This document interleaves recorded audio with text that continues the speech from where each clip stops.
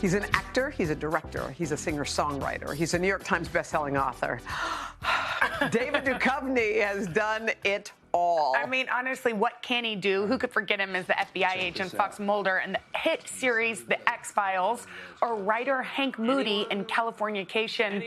But before acting, he wanted to be a writer. See, life always goes full circle, doesn't it? So in the last few years, David has returned to his writing roots. His latest work is an Audible original.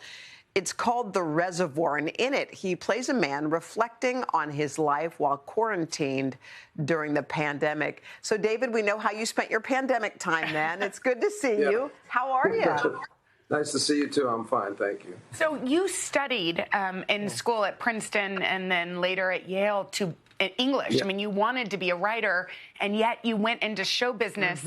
Why? Was there a moment that kind of threw you that direction?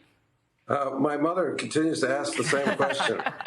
I didn't mean it judgmentally. I just wonder, was there one turn that... She does. Was there one turn that changed your life?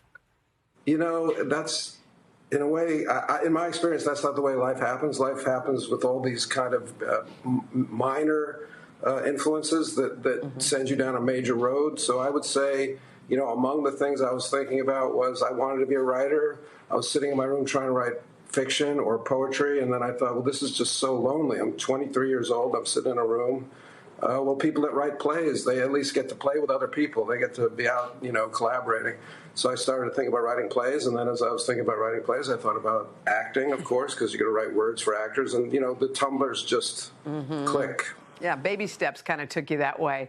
What about the singing lane of your career? Because we know that you're a good singer. You've obviously put music out there. I've heard from sources, a friend of yours who I know well, and he claims Money you're Matt. really good. I call Money him Matt. I call him Matt Money. That's who he is in Matt my Money. phone. I know. I know. Y'all share an accountant. Yeah. Yeah. And a friend too. So what is it about singing? Do you like the writing part of it? Do you like the singing part of it? What do you enjoy?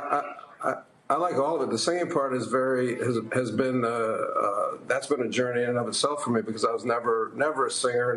Nobody ever said, "Hey, you should sing, buddy." Nobody ever said that. So I've really worked hard at that in order to just express whatever lyrical, musical vision I've been able to have, and I'm lucky enough to start new things and to pursue them. I guess that's the way I look at it.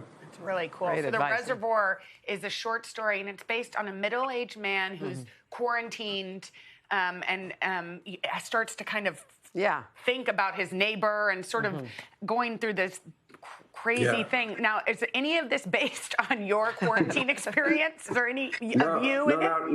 Not really. I mean, you know, that's my view.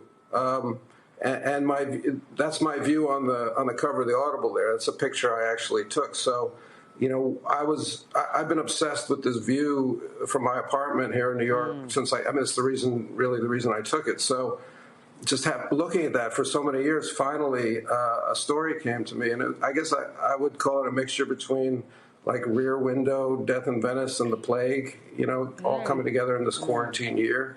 And it's something that starts with a man reflecting on his life and then turns into a very surreal journey into the heart of the truth of all things and all conspiracies, you know. And so in 30 pages or whatever, 2 hours, whatever this Audible is, I kind of tried to explore how sickness, in this case getting ill with the virus, would create kind of a fever dream that would lead you to some greater truth in the end, or greater illusion. I'm not sure which it is. All right. Well, God, that sounds great. Sounds real good. David, thank you so much for being with us and for just chatting us up. You can listen to The Reservoir on Audible, and it is out right now. Thanks, David. Thank you, David.